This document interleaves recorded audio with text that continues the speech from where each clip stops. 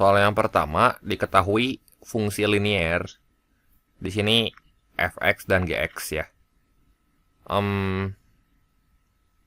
Grafik y sama dengan fx dan y sama dengan gx ini berpotongan di titik 2,4. Nah, jika f0 sama dengan 1 dan g3 sama dengan 7, maka nilai dari f3 ditambah g0 berapa? Nah, di sini kita punya fungsi linier f sama g ya. Nah, grafik fungsi fx itu berpotongan di titik 2,4. Jadi f kalau kita hitung di 2, ini hasilnya sama dengan 4. G kalau kita hitung di 2 juga hasilnya sama dengan 4 gitu ya.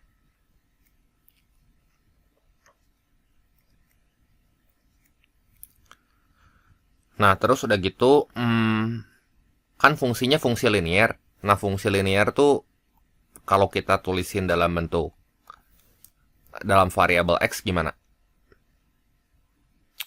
Ya berarti di sini kita tulis aja ya fx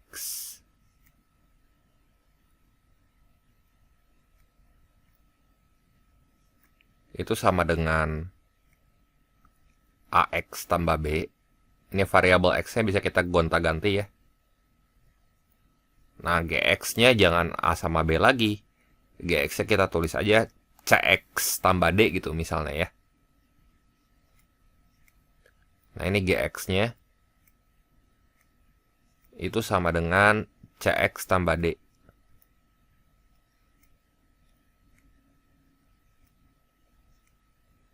Nah, ini f2 kan sama dengan 4. Jadi kita bisa tulisnya gini. 2a tambah b. X-nya kita ganti sama 2 ya. Ini sama dengan 4. Terus yang ini 2c tambah d sama dengan 4 ya. Nah, terus udah gitu yang dikasih tahu apa lagi tuh? F0 sama dengan 1 ya. F0 sama dengan 1.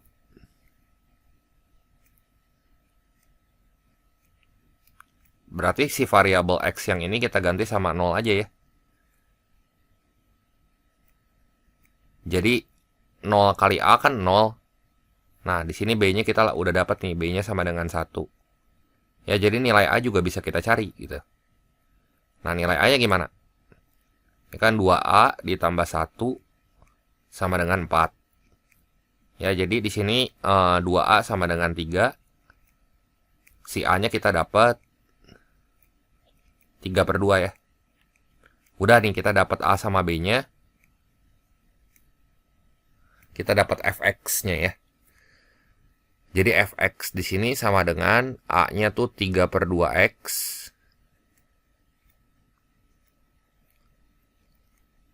tambah 1 ya.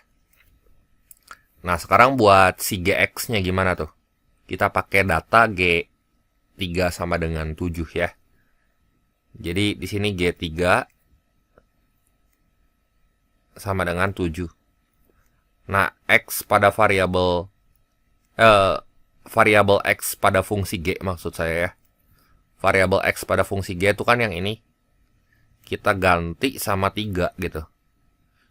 Jadi di sini kita punya 3C ditambah D itu sama dengan 7. Ya. Terus dari G2 sama dengan 4 yang ini. Kita punya 2C tambah D sama dengan 4 ya. Yang ini saya kopas lagi nih. Nah, ini bisa kita eliminasi buat kita peroleh nilai C sama D-nya. Jadi ini kita kurangin aja ya. 3C kurang 2C itu kan C. Nah, ini sama dengan 3 ya. C-nya 3, berarti D-nya berapa tuh? 2 kali 3, 6. 6 tambah berapa supaya hasilnya 4? Nah, jawabannya ya negatif 2 kan. Nah, jadi di sini fungsi G-nya bisa kita peroleh dengan mengganti C dengan 3 dan D dengan negatif 2 ya. Jadi nanti kita punya 3x min 2 gitu. Nah, dari sini kita bisa dapat nilai F3, berarti F dihitung di 3 ya. 1,5 kali 3, 4,5 ya. Kan 1,5 kali 3 tambah 1, ini 5,5 ya. Terus G dihitung di 0. 3 kali 0 berapa? 0 ya. 0 minus 2. Ini hasilnya minus 2. Nah, ini tambahin nih. 5,5 minus 2. Ya udah, nanti kita dapat nih F3 tambah G0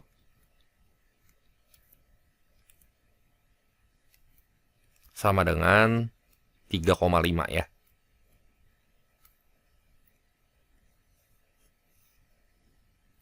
Jadi opsi yang tepat ini yang B.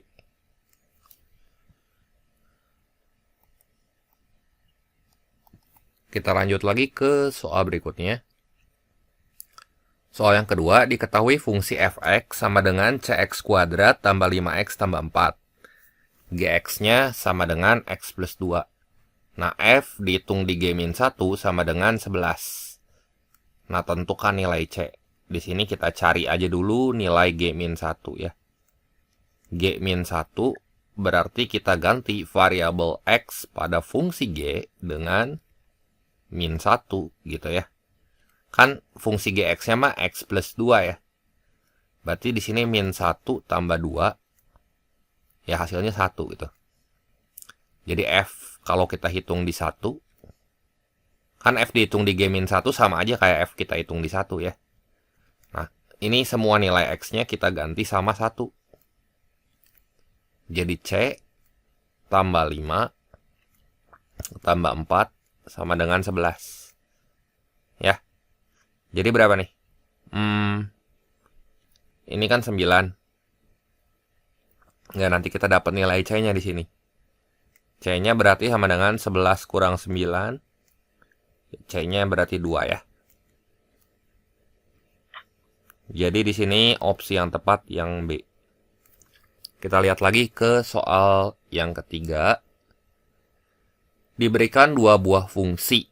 Di sini fx dan gx yang kontinu di R. Kedua fungsi ini berpotongan di Z1 dan Z2, di mana Z1 lebih dari Z2. Akan dibuat sebuah fungsi kuadrat baru dengan bentuk Px sama dengan Z1 min Z2, X kuadrat tambah Z1X tambah Z2. Nilai diskriminannya berapa? Nah, berarti di sini kita cari aja dulu titik potong fungsinya. Nah, titik potong fungsi bisa kita cari dengan menyamakan F dengan G kan. Berarti di sini Fx itu sama dengan Gx.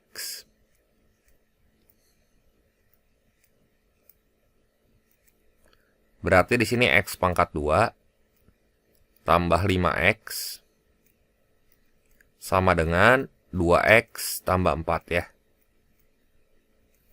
Jadi X pangkat 2, 2X-nya pindah ke kiri jadi plus 3X minus 4 sama dengan 0. Nah, ini kalau kita faktorin jadi X min 4. X plus 4. X min 1 nih ya. Sama dengan 0. Nah, yang bikin dia 0 di sini. X sama dengan minus 4. Satu lagi X sama dengan 1 ya. Nah, sekarang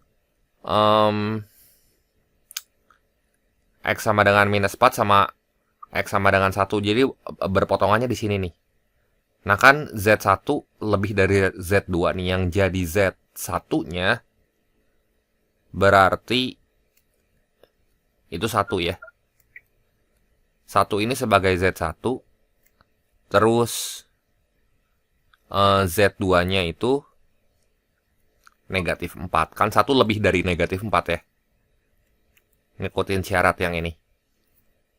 Nah, katanya akan dibuat sebuah fungsi kuadrat baru dengan bentuk Px sama dengan Z1 kurang Z2. Jadi berapa tuh? Z1 kurang Z2-nya 1 kurangi minus 4. Itu berarti 5 kan?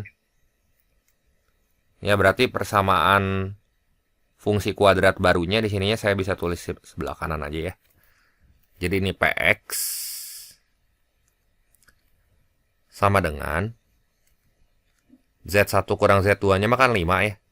Di 5x pangkat 2 ditambah Z1-nya berarti tambah 1x tambah Z2-nya minus 4 ya. Nah, diskriminan kan B kuadrat min 4AC. Ini A-nya, ini B-nya, ini C-nya gitu ya. A, B, C. Nah, rumus diskriminan itu kan D sama dengan B kuadrat minus 4AC. Berarti diskriminannya bisa kita cari di sini. 1 pangkat 21 kurangi 4 kali 5 kali minus 4. 4 kali minus 4 kan hasilnya 16 kali 5. 80 ya, tambah 1.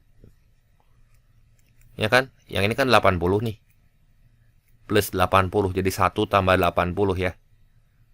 1 tambah 80, 81 ya. Jadi jawaban yang tepat yang E. Kita lanjut lagi ke soal berikutnya ya. Soal nomor 4. Apakah garis L memotong kurva Y sama dengan X kuadrat tambah 4? Ya.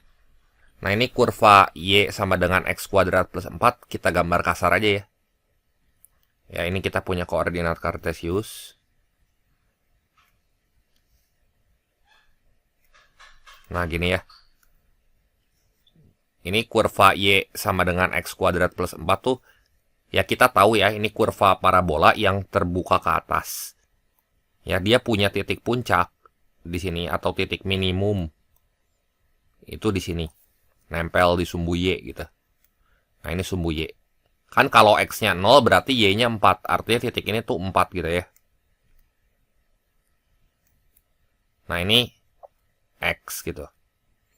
Nah, sekarang kita cek pernyataan 1 ya. Garis L melalui kuadran 1. Garis L melalui kuadran 1 berarti lewat sumbu X sama Y positif. Ya, ini saya copy lagi. Siapa tahu ini nanti butuh nih. Nah, kita lihat. Yang melalui kuadran 1. Nah, kalau melalui kuadran 1, ya garis L kan macam-macam ya. Misalnya saya punya garis gini aja. Nah, ini mau motong nih.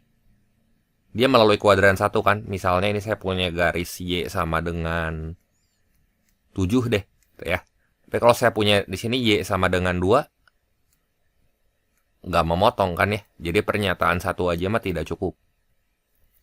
Nah, sekarang kalau misalnya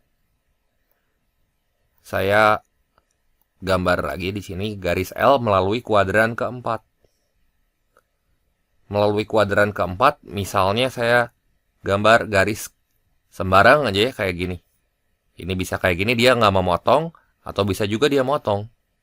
Ya. Nah, sama di sini juga nggak tidak cukup ya. Pernyataan 1 nggak cukup, pernyataan 2 nggak cukup. Nah, coba sekarang kalau bersama-sama. Ya, kalau bersama-sama berarti lewat kuadran 1 dan kuadran keempat. Kuadran 1 dan kuadran keempat, umpamanya saya punya gambar kayak gini nih. Nah, saya tarik garis tegak aja, garis L-nya kan saya nggak tahu tuh gimana. Yang ini memotong, yang ini nggak memotong, yang ini memotong ya. Jadi dua pernyataan juga nggak cukup. Jadi opsi yang tepat di sini yang E ya. Pernyataan 1 dan pernyataan 2 tidak cukup untuk menjawab pertanyaan. Kita lanjut lagi ke soal berikutnya. Soal yang kelima, diketahui di sini fungsi fx.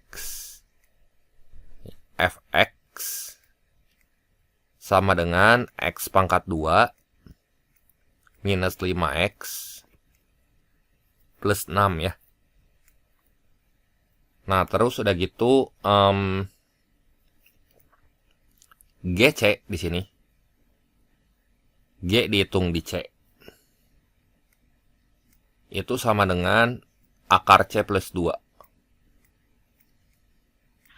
Nah, kuantitas P itu F dihitung di GC untuk C-nya sama dengan 4 atau 16.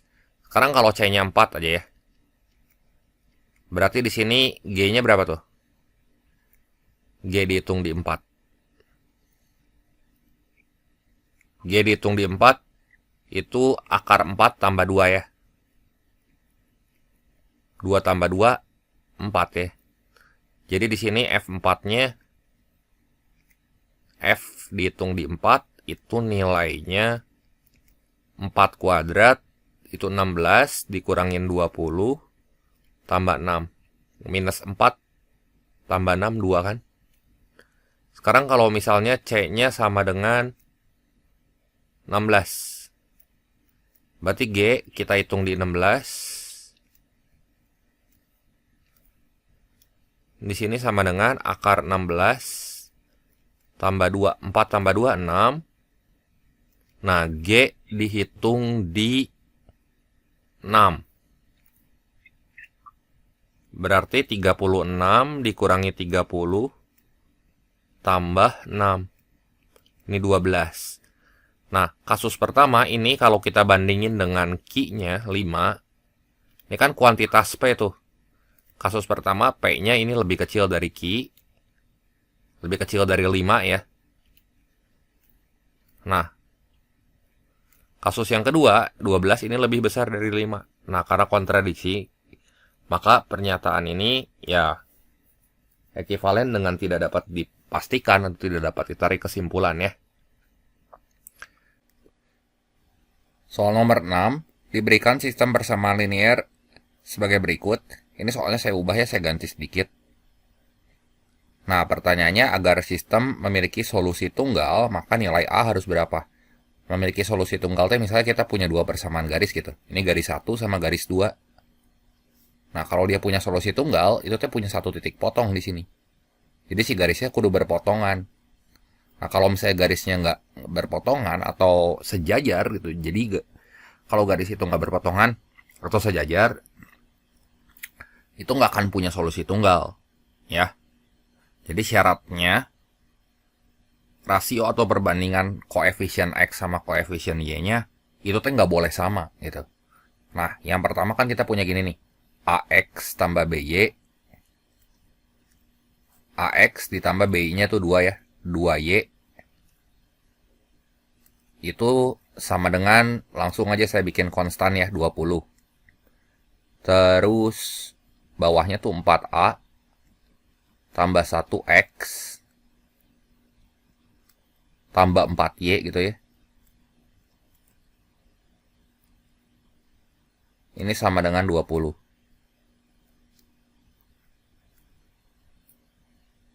Nah, kalau misalnya solusinya tunggal, perbandingan ini dan ini, itu nggak boleh sama dengan perbandingan 2 dan 4 gitu. Kalau sama berarti gradiennya sama. Kalau sama kan adanya sejajar gitu ya. Nggak akan punya solusi tunggal. Jadi kita bandingin aja di sini. A per 4A plus 1. Nah, ini teh nggak boleh sama dengan 2 per 4 tuh kan setengah ya. 2 per 4. Nah, jadi ini kita kali silang aja. Jadi 2A tidak sama dengan 4A plus 1. Nah, jadi minus 2A tidak sama dengan 1. A-nya nggak boleh min setengah gitu ya.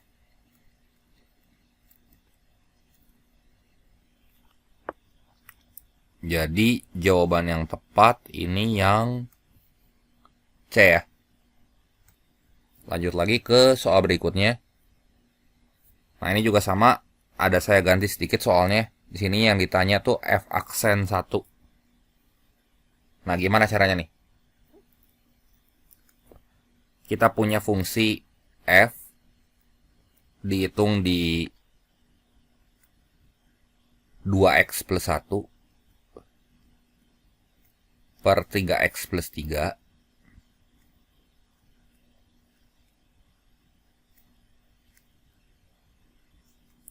Ini sama dengan 6X pangkat 2 ditambah 5X tambah 2. Gitu ya. Nah, supaya gampang ya kita turunin aja kiri sama kanan. Yang kiri gitu ya. Ini kita turunin. F kalau kita turunin kan jadi F aksen gitu ya. Si fungsinya kan kita belum tahu nih. F aksen dihitung di 2x plus 1 per 3x plus 3 gitu ya. Kali turunan dalam dari ini nih. Turunan dalam dari ini. Ya. Jadi saya tulis aja kali turunan dalam gitu ya. Turunan dari 2x plus 1 per 3x plus 3 saya nulisnya gimana nih ya biar enakan. Ini aja ya, ddx gitu.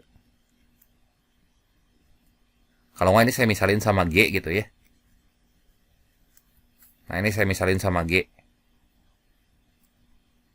Kalau saya misalin sama G berarti turunan dalamnya G aksen gitu. Ya. Nah ini tuh sama dengan 12x tambah 5. Gini kan. Nah berarti kita cari nilai turunan fungsi dalamnya ya. Coba turunan 2x plus 1 per 3x plus 3. Ini gimana nih kalau kita mau ngitung f aksen di 1? Berarti kita turunin dulu aja yang ini ya. Yang 2x plus 1 per 3x plus 3 gimana nih?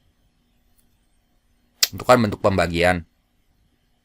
Berarti G aksennya di sini sama dengan U aksen V min U V aksen per V kuadrat. Nah, di situ U-nya tuh 2x plus 1, V-nya 3x plus 3 ya.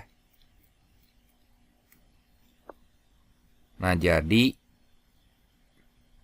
U aksennya berapa? 2. V aksennya 3 ya.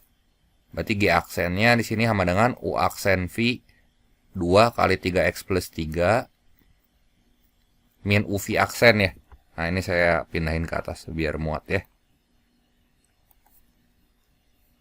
Minus 2x plus 1 kali 3 per V kuadrat. V kuadratnya 3x plus 3 kuadrat ya. Nah ini jadi berapa nih? 6x tambah 6 minus ini 6x tambah 3 ya. Kalau dikurangin jadi 6x kurang 6x mau habis. Ini sisanya 3 per 3x plus 3 ya. Kuadrat. Gini kan. Nah terus udah gitu kita bikin aja di sini 2x plus 1 per 3x plus 3 nya sama dengan 1. Nah ini 2x plus 1 per 3x plus 3 sama dengan 1. Berarti tinggal kita kali silang kan. 2x plus 1 sama dengan 3x plus 3. Nah ini pindah ruas aja tuh si 2x-nya. Jadi di sini x-nya 3x kurang 2x itu x. Terus 1 kurang 3 minus 2. Jadi x-nya sama dengan minus 2 gitu ya. X sama dengan minus 2. Berarti di sini kita tinggal substitusi aja X sama dengan minus 2-nya ke persamaan turunan nih. Kan kita punya persamaan kayak gini nih.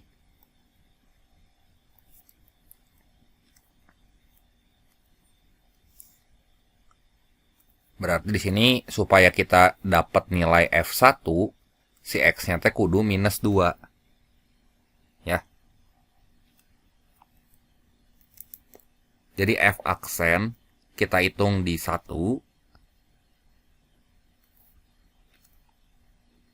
kali G aksen ya. G aksennya ini kita hitung di negatif 2 ya. G aksennya kan kita udah dapat nih 3 per berapa tuh? 3x plus 3 ya. Berarti 3 kali x-nya tuh minus 2 plus 3 kuadrat. Nah, sama dengan 12 kali minus 2 tambah 5. Nah, ini beres ini. Ini teh hasilnya minus 6 tambah 3.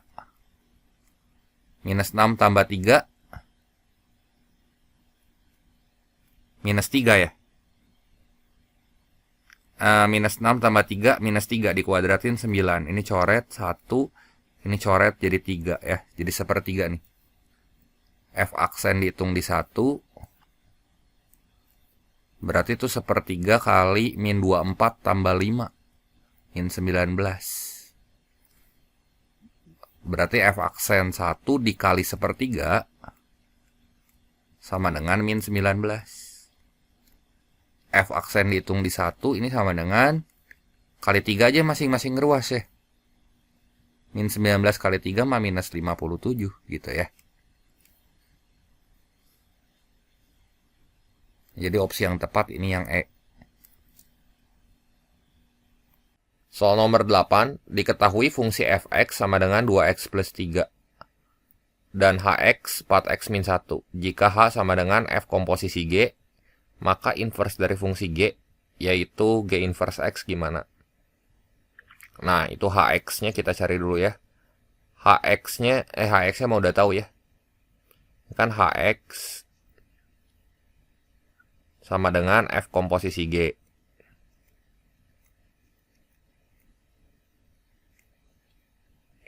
Nah, hx-nya di situ kita tahu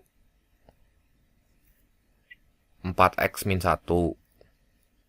Ya kan? Sama dengan f komposisi G berarti 2. Nah, si variabel x pada fungsi f-nya yang ini kita ganti sama fungsi G. 2gx. Gitu ya.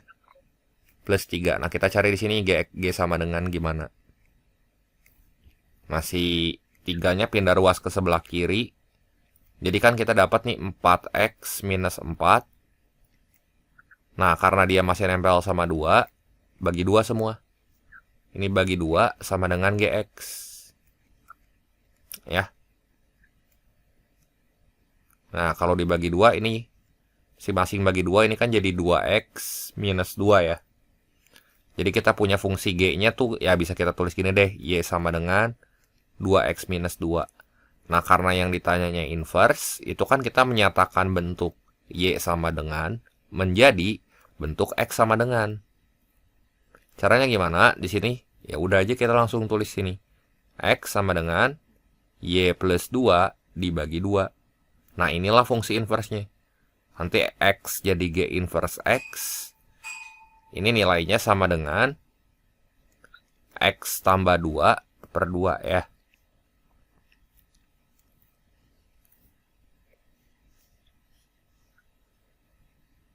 Nah, jadi di sini opsi yang tepat yang E ya. Kita lanjut lagi ke soal berikutnya. Soal nomor 9. Nah, di sini kita punya x kuadrat minus x minus 20 dan x y tambah y sama dengan 10. Nah, manakah hubungan yang benar antara kuantitas P dan Q berdasarkan informasi yang diberikan? Nah, yang ini kita faktorin dulu deh. Ini kalau kita faktorin kan jadi x min 5 kali x plus 4 sama dengan 0. Ya. Jadi pembuat nolnya di sini kita dapat yang pertama x1 sama dengan 5. Nah, x2 sama dengan minus 4. Nah, kuantitas P langsung kita dapat dong. Ya. Kuantitas P-nya berarti di sini kan x1 kali x2 tuh. X1 dikali x2 ya. X1-nya 5, X2-nya minus 4. Jadi kalau kita kali, nilainya 5 kali minus 4, minus 20 ya. Sekarang buat nilai Y-nya. Gimana nih? Tuh Y-nya bisa kita keluarin aja dulu.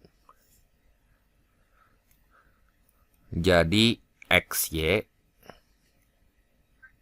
tambah Y kan sama dengan 10. Nah, ini kita bisa bikin jadi Y kali X tambah 1 sama dengan 10. Jadi ini Y itu sama dengan 10 dibagi X tambah 1 gitu ya. Nah, coba sekarang buat nilai Y1 ya. Y1 tuh kalau misalnya X-nya kita pakai 5 ya.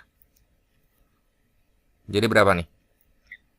10 dibagi 5 tambah 1. 10 bagi 6. Ya, ini 5/3. Y2-nya itu kalau X-nya minus 4 ya. Jadi ini sama dengan 10 dibagi min 4 tambah 1. Ya, ini min 10 per 3. Nah, sekarang kalau kita kaliin Y1 kali Y2,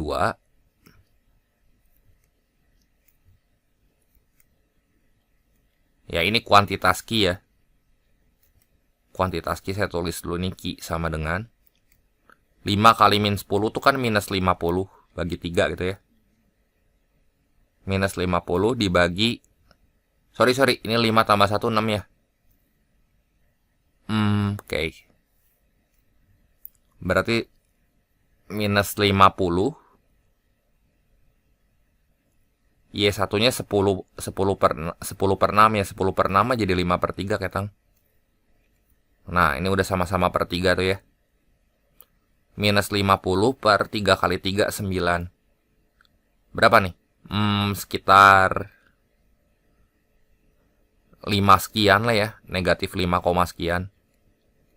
Nah, kalau kita bandingin kuantitas P sama kuantitas Q ya jelas.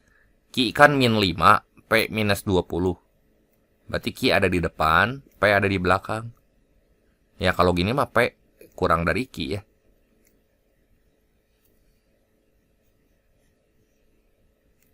Jadi opsi yang tepat di sini yang B.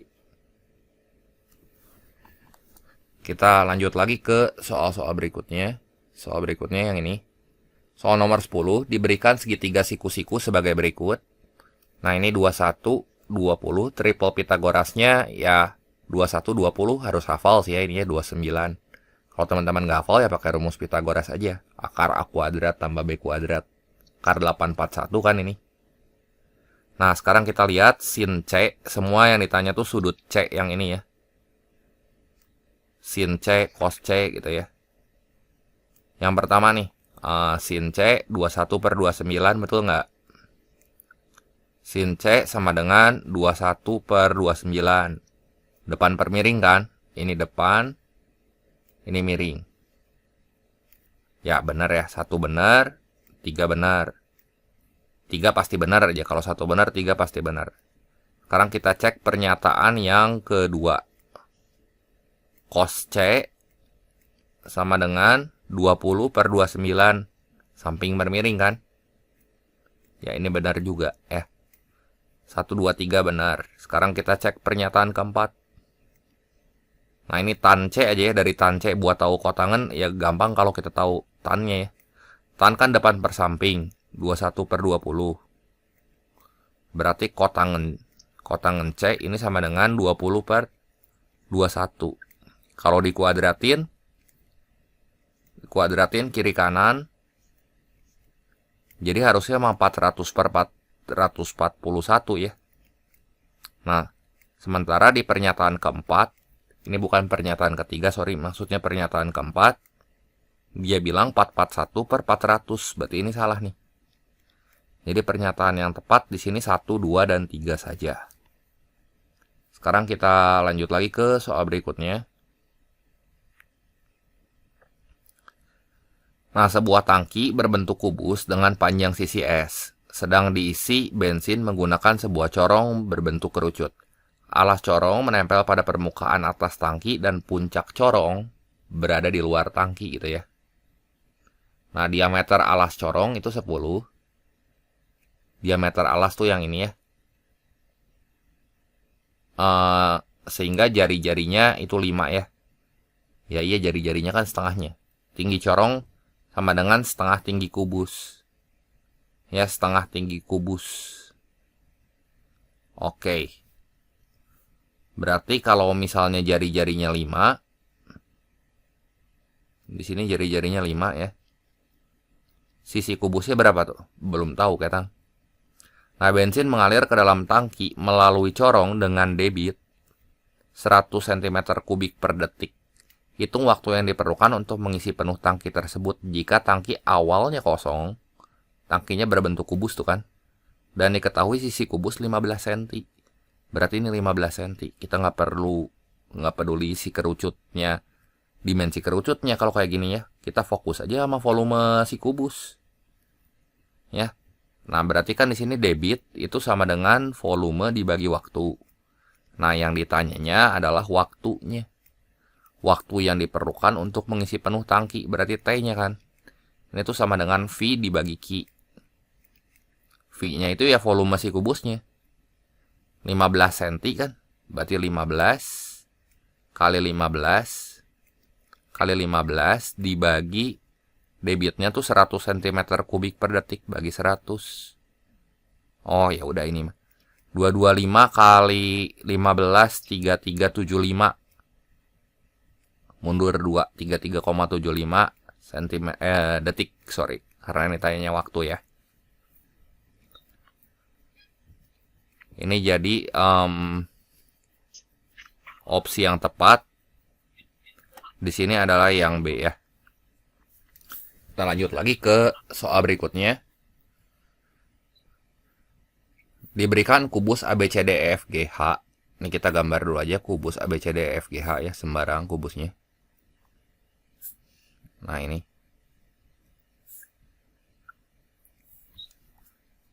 Ya, saya copy ya. Ini misalnya kubus. Ntar, ini saya benerin dulu ya ukurannya.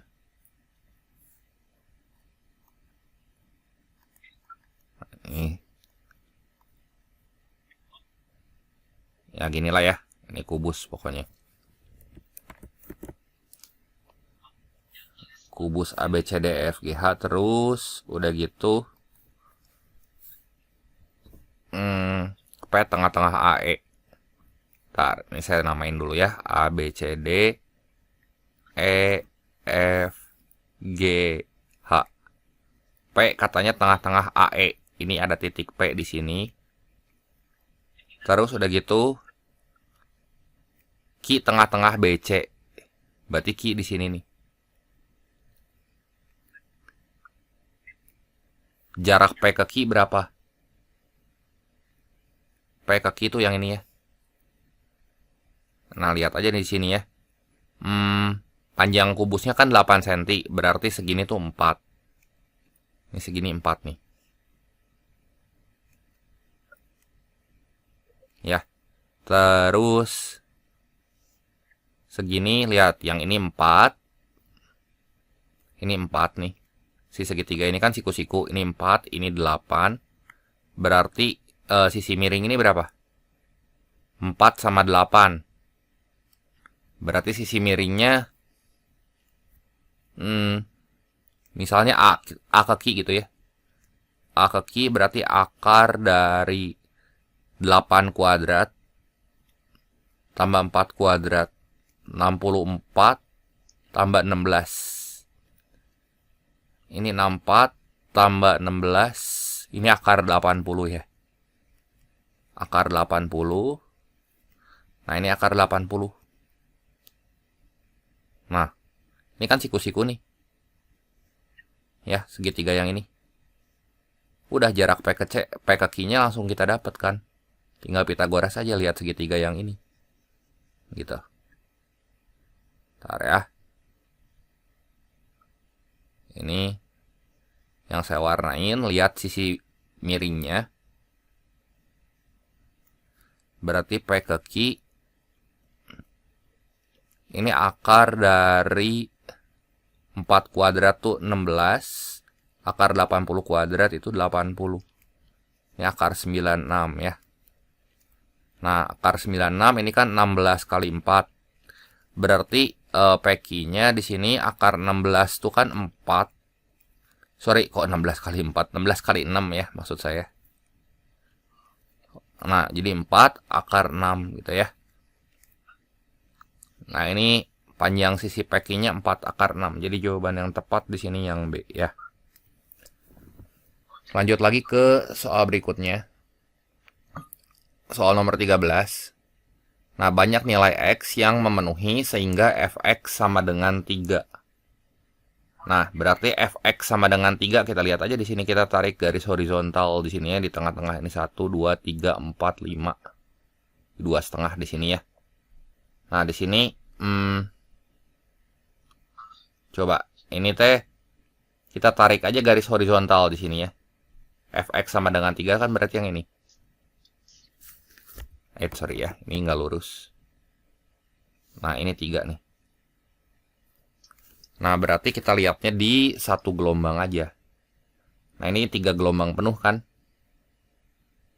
Karena ada 3 puncak gitu.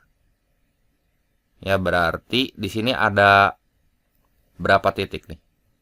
1, 2, 3, 4, 5, 6. Banyak nilai X-nya ya, ada 6 ya. Lanjut lagi ke soal nomor 14. Nah, ini data nilai ujian kelas X disajikan dalam tabel berikut. Jika guru ingin memanipulasi nilai dengan cara dikali 2, kemudian ditambah 10, maka banyak pernyataan berikut yang benar setelah data dimanipulasi gimana? Nah, ingat aja ya, di sini ada cara cepatnya. Buat ukuran pemusatan, ya, berarti rata-rata dan kuartil. Ini tuh ikut kalau dikali dan dijumlah. Ikut operasi kali dan jumlah gitu ya. Nah, selain itu, ya ukuran penyebaran data ya, simpangan-simpangan. Ini simpangan-simpangan. Simpangan kuartil, simpangan baku ya, simpangan rata-rata. Ini ikut kalau misalnya dikali aja. Ikut dikali. Ini kan pernah saya bahas cara cepatnya ya. Di PK juga sering keluar. Nah, sekarang coba kita lihat ya.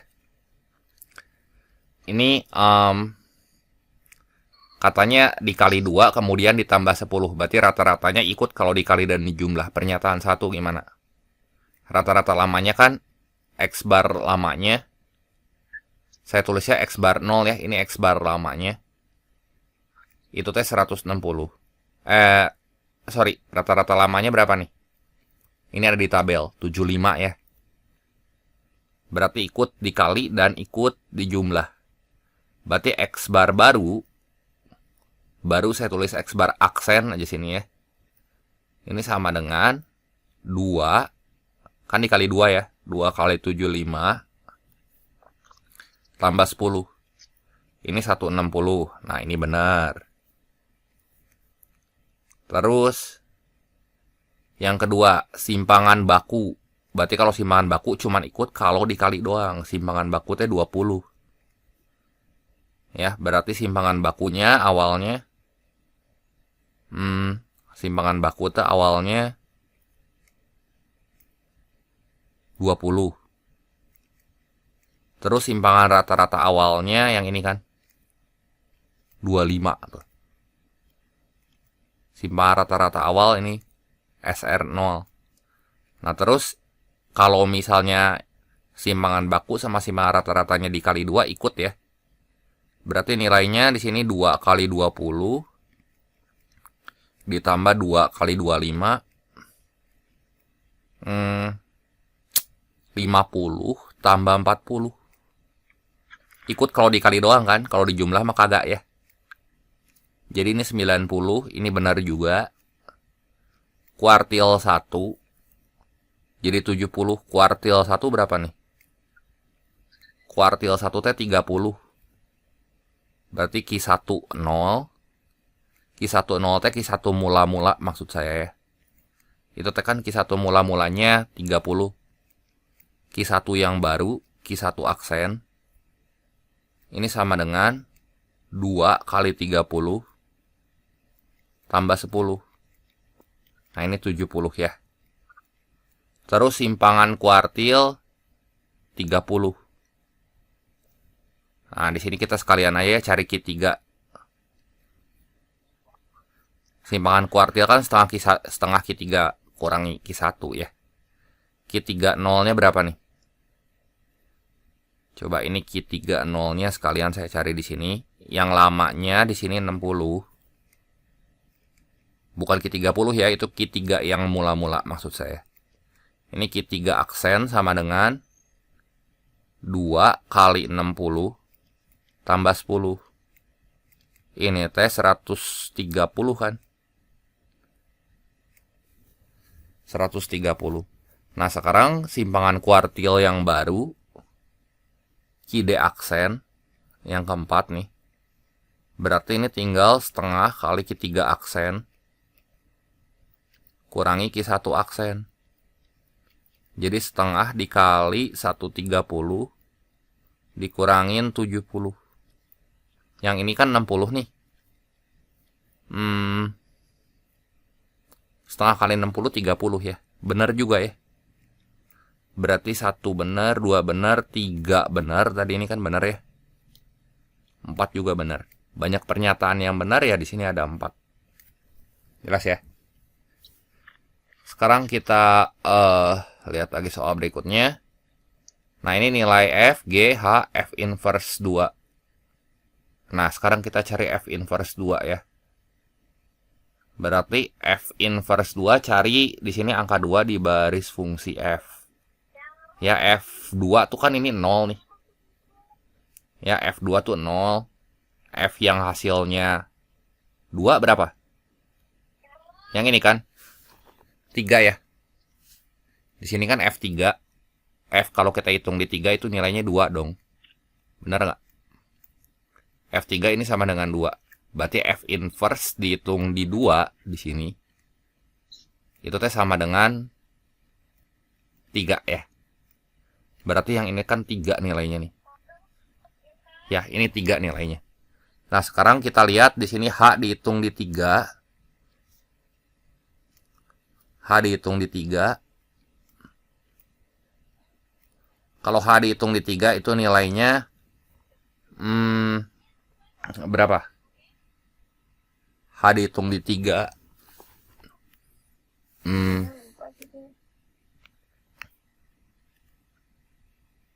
0 ya. Nah, sekarang berarti kita hitung G di 0 ya. G dihitung di 0.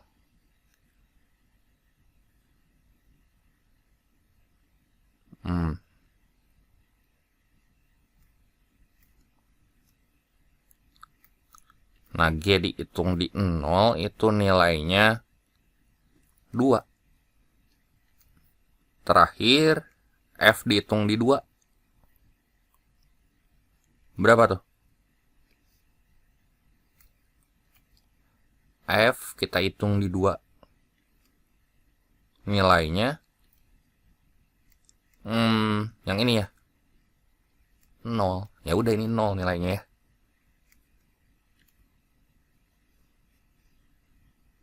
Jadi opsi yang tepat di sini adalah yang D ya.